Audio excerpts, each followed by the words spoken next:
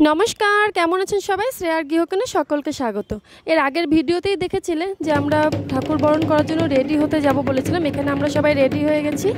এবার আমরা সোজা চলে যাব মন্দিরে। যে মন্দিরে চলে এসেছি, এখানে ঠাকুরকে বরণ করা হচ্ছে। এই যে আমার পাড়ার এক বৌদি এখন ঠাকুরটাকে বরণ করছে, এরপরেই আমি করব।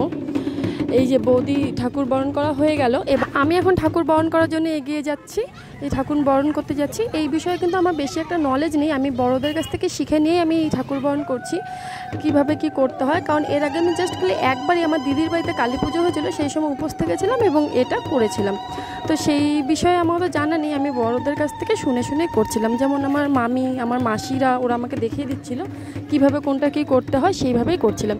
কারণ আমার কিন্তু মনে হয় যেটা জানা নেই সেটা বড়দের কাছ থেকে জেনে নিয়ে করাটাই অনেক ভালো, এবং সেটাতে কোনো লজ্জা নেই। যেটা জানা নেই, জানার কোনো অ্যাকচুয়ালি শেষ নেই, বড়দের কাছ থেকে জেনে নেওয়াই ভালো। এই যে এখন আমার বরণ করা হয়ে গেল, পাখার দিকটা হাওয়া দিতে বললো, সেটা করলাম, এবং পানটা আমি গালে ছোঁয়াবো সেটাও করে নিলাম। এবার ঠাকুর বরণ করার পরে কিন্তু এবার আমাদের মন্দিরে ঢুকানো হবে ঠাকুরকে, তারপরে আমরা চলে যাব জল ভরতে। আর জল ভরতে যাবো কিন্তু আমরা আমাদের বাড়ির সামনে একটা পুকুরে। এই যে আমরা জল ভরতে যাচ্ছি, এখানে আমরা চলে এসেছি পুকুর ঘাটে।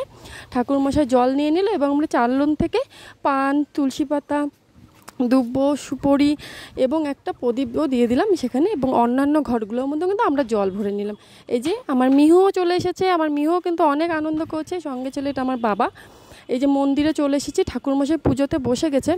আমার কিন্তু ভীষণ শরীর খারাপ হয়ে গেছিলো, যার জন্য আমি সম্পূর্ণ ভিডিওটা করতে পারিনি। বাড়িতে এসে শুয়েছিলাম, আমার খুব খারাপ লাগছিল, প্রচণ্ড বমি বমি পাচ্ছিল। আর ততক্ষণে এদিকে পুজো হচ্ছিল, আমি অঞ্জলির সময় গিয়ে আমি কিন্তু অঞ্জলি দিয়ে এসেছি। আর যতটুকু টাইম দেখেছি এই যে একটু একটু করে শ্যুট করেছি।